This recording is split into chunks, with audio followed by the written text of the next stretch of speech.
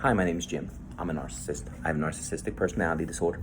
Making these videos for anybody that's looking to gain any information into this disorder. I mean, I just kind of share my perspective. Very important to note, I am not a licensed professional counselor. I am not a licensed professional psychiatrist. I'm not a licensed professional psychologist. I'm not a licensed professional anything. I'm an auditor. I audit, but I am officially diagnosed and I live with this disorder. So I feel like I have a perspective that can be helpful to others, so I try to do that. So what I wanted to talk about today is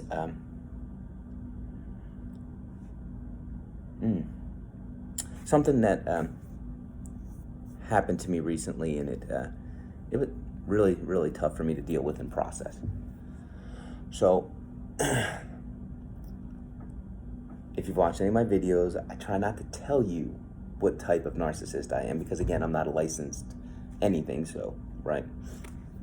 But again, I have been diagnosed. So there's different types of narcissism, okay? So mine is the type that makes me uber sensitive, right? Mine, they all stem from trauma, right? But mine stems from survivor's guilt. I always like to tell people, so imagine if you were to group the narcissists in the different groups. There's going to be there's going to be ones that when they walk by a mirror, they're going to stop and they're going to be like, look at them, look at there, right? And I'm like, ugh. Okay? And then there's going to be my group. My group is the one that when we walk by a mirror, we put our head down and we don't look, right? It's a lot of self-loathing, a lot of, self-hatred, right? I know all narcissism and narcissistic personality disorder stems from these things, right? But it's different for my group, right? So that's really important. That makes us really uber sensitive. And when I say uber sensitive, I mean, we take normal everyday things, that everybody hates us and everybody's putting us down and we're not good enough, we're not worthy, you know what I mean? So you might just be having like a normal interaction and you're just poking fun at, a narcissist like myself, and they just lose their junk, man. And that's why, right? So, and if you haven't watched the videos, I'll share a little bit, right? So I had a big birthday, a couple months ago. I turned 50, which was really tough for me. Because, normally at 50, you do a big, huge party and celebration, but I don't have those people in my life, right? I don't have the people in my life to plan that. I don't have the people in my life that want to come to that, right? I've burned a lot of bridges. I've caused a lot of the I've caused all of the breaks in relationships that I've had, whether it be friend, family, love, whatever. It's my fault, right? But I'm trying to be independent. I'm trying to be more self-reliant, which is really tough for me and my type of narcissism. So one of the things that I do, and I try not to glory hound, right? But one of the things I do is I exercise, I jog, and to not glory hound, I'm not going to tell you the distances, right? Because glory hounding is a very big trigger for me, very big trigger. So I've only run a couple of races, right? And let's see, I've run about 6 total. And in the grand scheme, I've run different lengths in these races. Well, the one that I ran yesterday is very big. It's literally the largest race of this length in the world. When I say the largest, it literally has the most amount of people run it than run this length of event anywhere in the entire world. So I got pretty excited. I signed up for it really early because it sells out, which is kind of crazy, right? That's insane.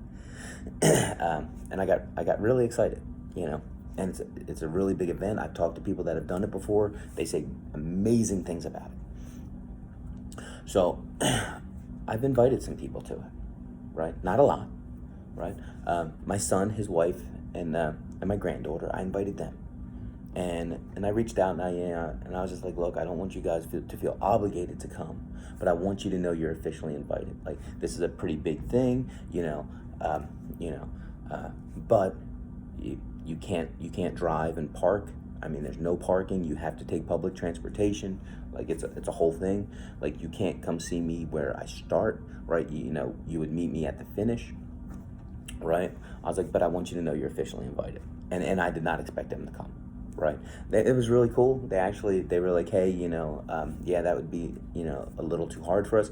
But, why don't we hang out like 2 days before? You know what I mean? And I was like, awesome, let's do it, right? So a couple of months ago, I brought it up to my other two sons, and I told and I shared with them. I was like, look, guys, I've invited you to this stuff before, right?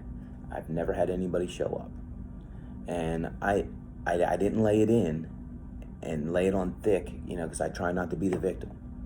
But I go to all of these races, and every time I cross that fucking finish line, I have to watch these friends and family taking pictures and holding signs about how proud they are, and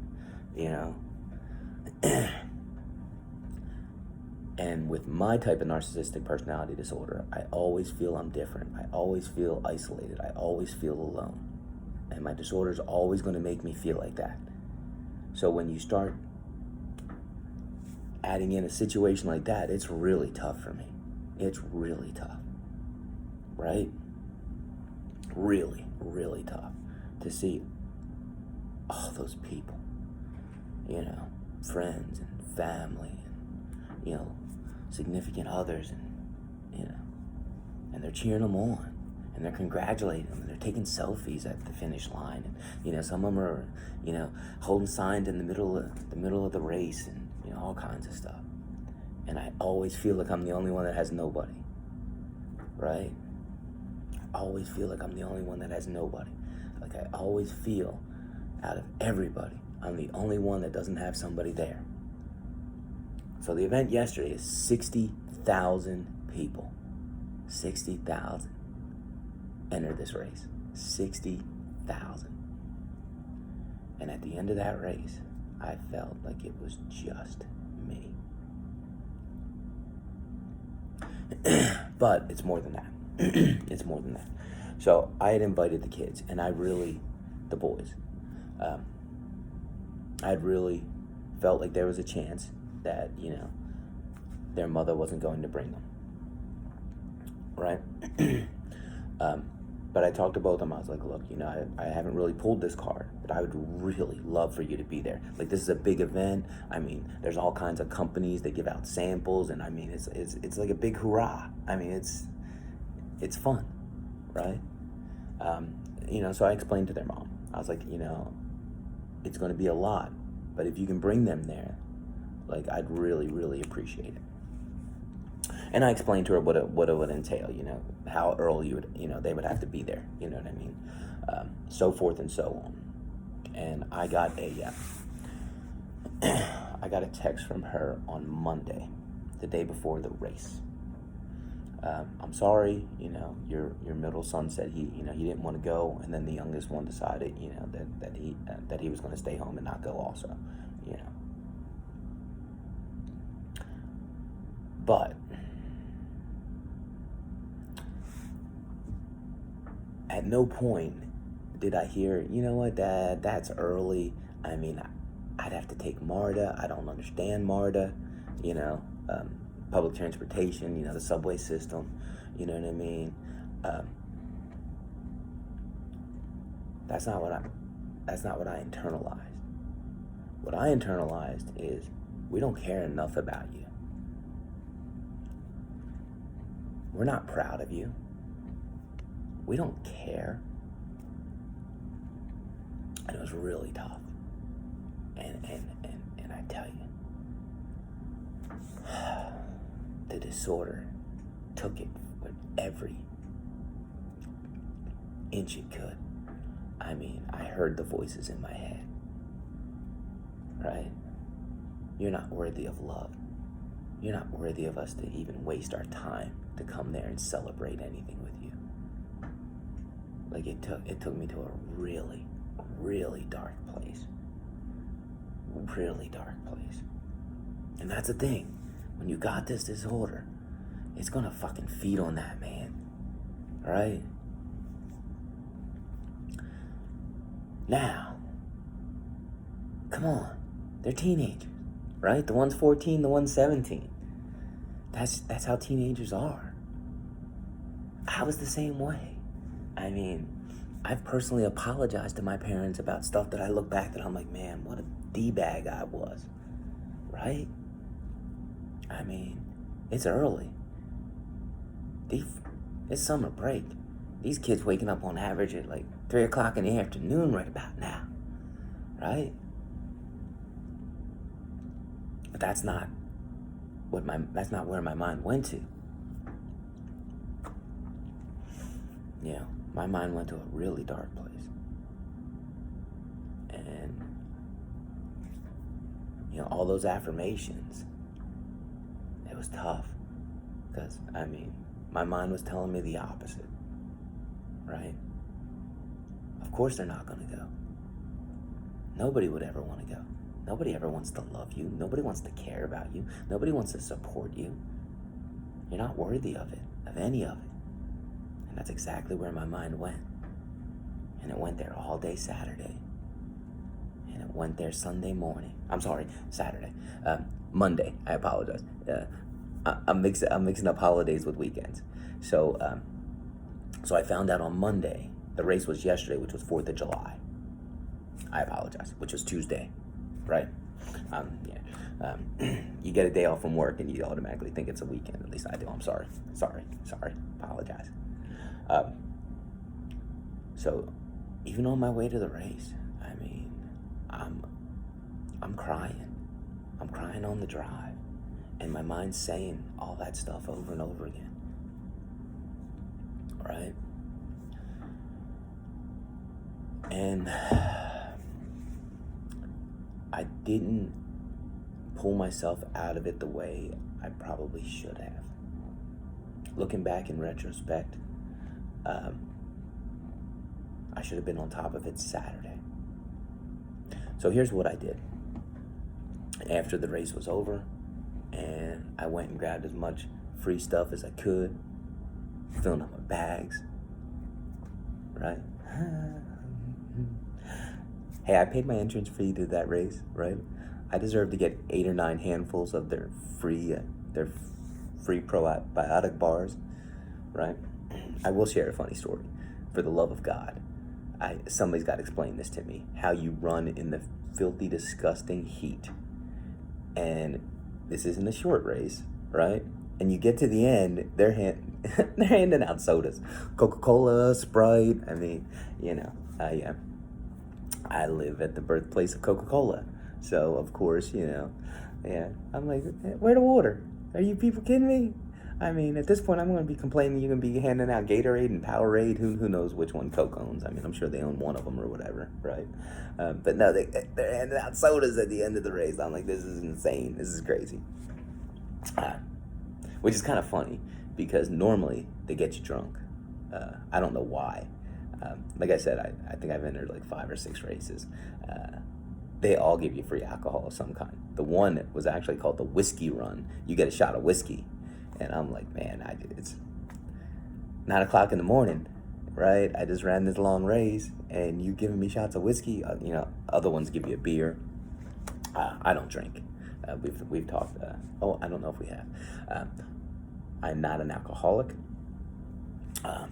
But when my health journey started, I was diagnosed with type 2 diabetes. I've been able to cure myself of the diabetes, hence my health journey. And that's one of the things. Alcohol turns to sugar in your blood system. So I gave up alcohol, and I don't drink alcohol because I'm a recovered diabetic. I don't know. I'm diabetes free, but I don't know how you refer to that. That's not here nor there, right? I got way off on that tangent. So Sunday, kind of bopped around after the race, ran some errands, did some stuff, and spent some time really thinking it over. And I reached out to a friend, and I was like, hey, I just need to run something by you, and I got their input, and they're like, I get it, it sucks, it hurts, but they're teenagers. Like, I mean, that's how it's gonna be. I mean, that's just where they are in their emotional development, right? They're just, Freud, id, ego, superego, right? I mean, they're just not as far developed in their emotional development. And that makes sense. It does. So I reached out to them, and I didn't want to try to lay a guilt trip. But I did want to explain to them why, I had invited them, and why my feelings were hurt that they didn't go. I didn't share with them, about my disorder and, me telling myself, that I'm not worthy of their love, and I don't deserve for them to be there and support me, right? I felt like that would have been a little bit over the top, right? But I did want to take ownership and have an adult relationship with them as teenagers, that their choice to not get up early and come and support me, did have consequences for me. It did make me feel bad, but in the grand scheme of things, how long did I let that disorder eat at it, right? I found out Saturday, late afternoon, mid-afternoon, late afternoon, something like that. All Saturday night, right? And I tell you, eating at me, right? Those thoughts over and over again. Sunday, before the race, driving to the race, over and over again, eating at me, right? Saying the same thing over and over again, right in the ear. Even during the race. And it's not just that.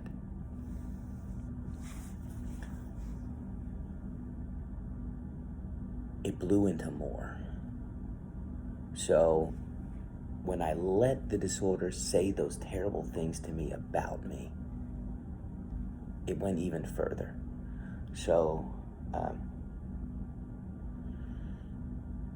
in one of the videos I've talked about, that after my ex left, and she did so because of the emotional abuse that I put her through. I forced her to leave, right? She had no other choice. She made the right decision, because living with a narcissist is emotional abuse, and I emotionally abused her.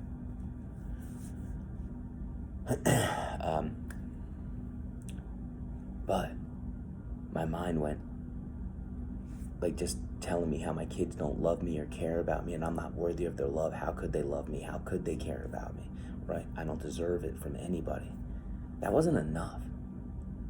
This disorder wanted more. And it started telling me that my ex didn't leave because of the emotional abuse. She left because nobody can ever love me like that. That I'm not worthy or good enough. And she didn't leave me because of the way I treated her. She left me because I'm not worthy to be with, and she wanted to go find somebody better. And that's what it kept telling me over and over again, because it already had me knocked the fuck down. It knew I was down on the mat, right? It knew I was down, right? So this is an epic fail. Epic fail, right? What has this caused me? So this has caused me, 24 hours of self-induced emotional abuse. 24 to 30 hours. it has caused me to take a back step, because all of these negative thoughts, they take away all the hard work I've done with these affirmations, right? I'm trying to build and get rid of all that negativity and replace it with good thoughts about myself. So if I had made it five stories and I need to go 500, it knocked me down to, I'm back at story number, three-story building. All right. But I want my future to be better than my past, right? I have to accept that there's nothing I can do to change that. Like, I can't go back and change how I handled that situation. Here's what I can do. I can be proud of the progress I made. I have made, and I'm making, and I am.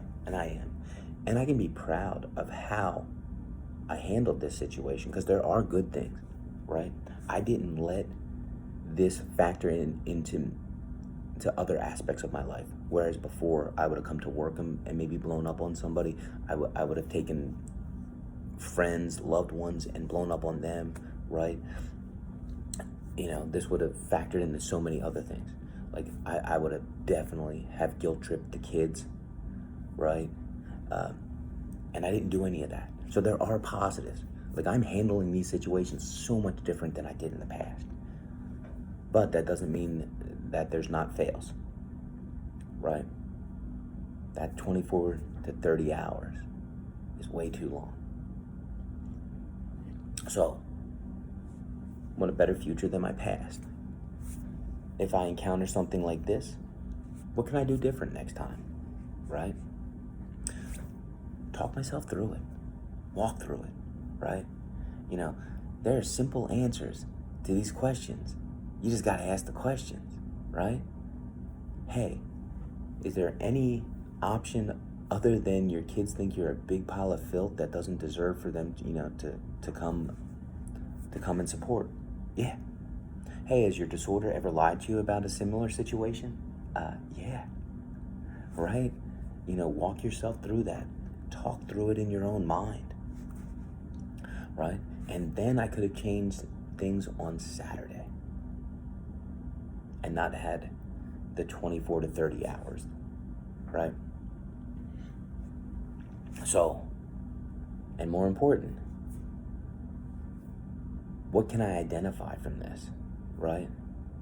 Okay. So, this probably wasn't just this race. It's the looking around and feeling isolated and alone at all of the races combined. Adds a little bit more emotion to it. And hey, since this was so emotionally charged, does that mean it's even easier for my disorder to take over and to rule me the way it did? Yeah. Okay. So that's something else that in the future I can talk myself through. How much emotion is invested into this, right? So there's a lot of things to learn. And how can I identify a similar situation, right? Well, I can identify by the things my mind wants to say, those automatic negative responses, right? They link to core beliefs. The goal is to change those core beliefs. It's obvious I haven't. Those core beliefs are still there, right? I found that out and I keep saying Saturday, I'm sorry. I found that out on Monday. So, deep breath, forgive myself. That's the important thing, right? I got to be able to, it's okay that I had to fail on that. Because, looking back at how I handled it compared to how I would have in the past, I've made huge progress. And it's okay that it wasn't a perfect success, but there was still a lot of really good positives. And I'm going to learn so much from it. Yeah.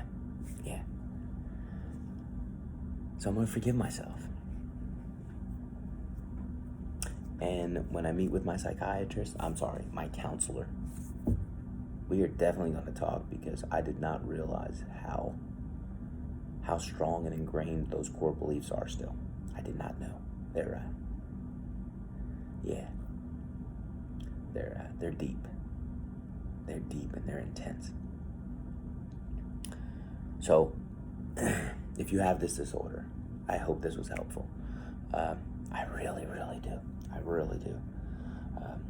This was a tough one for me, But remember, we want our future to be better than our past, right? So that's why, even the ones that aren't full successes, we're going to learn from them. We're going to do better next time, right? That's what we're doing, right? Making that commitment, right? That commitment for, a better future.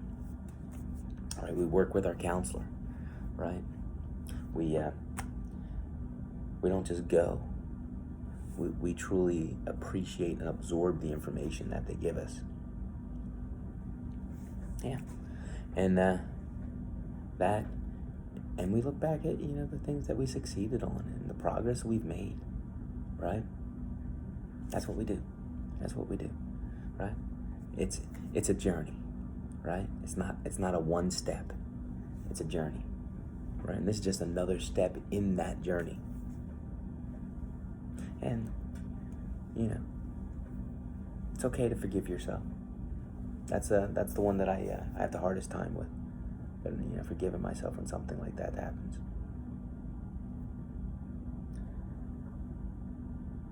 All right, I'm glad I did this without glory hounding, because I promise you, I'm a bad glory hounder.